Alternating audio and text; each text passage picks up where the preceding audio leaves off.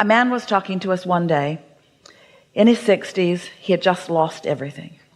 And he was worried, to say the least. Depressed is a better description. And finding a hard time imagining getting it back.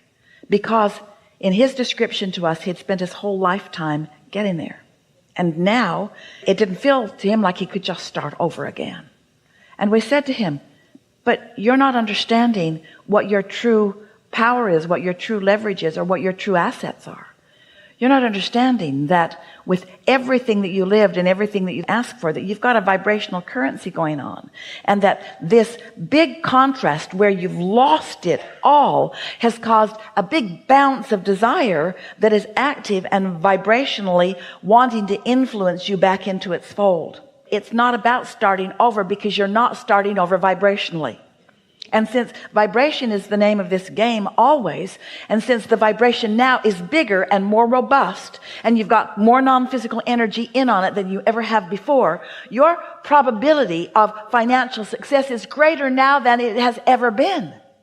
But you've got to stop looking at where you are, which brings us to the most important part of this conversation that we're having all day here today, that we haven't said yet that we really want to say. And that is, you know what messes up what you call your future manifestations and what we call your current vibration and readiness to perform for you? You're focusing upon what you think is. Your attention to what is, as it consumes you and influences your vibration to be about what is, prevents you from allowing what really is to come out of the vortex and into your bank. Does that make sense to you? It does. And it's because you're all mixed up on what's real. You think that reality is this furthest most manifestation, and we say, that's old news. That's like gum that the flavor's all been chewed out of. That's not where you want to put your attention. That just doesn't matter. What is doesn't matter. But what's bounced out of what is, now this matters. This is where it all is. This is where the energy that creates worlds is focused. This is where your inner being is focused.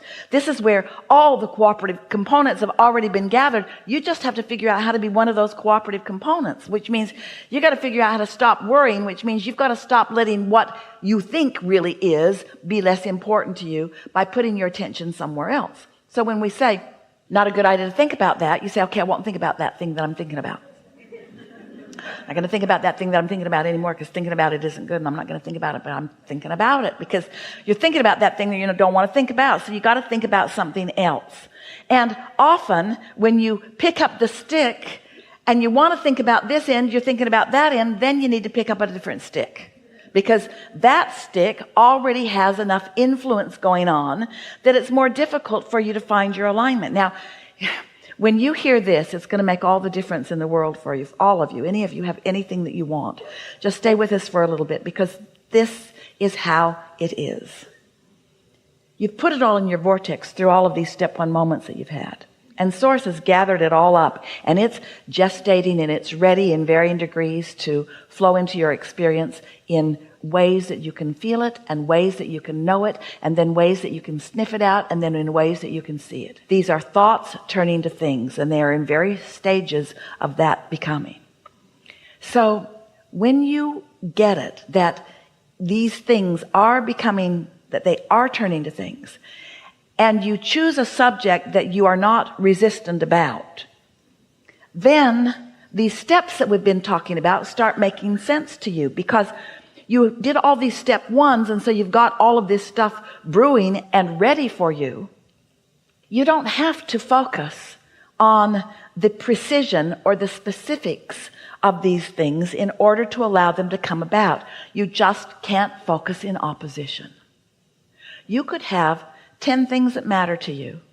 9 of them could be going terribly, and 1 of them could be going right. And if you would focus mostly upon that one that's going right, you would hold yourself in vibrational alignment with your vortex, and the other 9 would start performing well for you, because you've taken your attention away from the opposite end of the stick.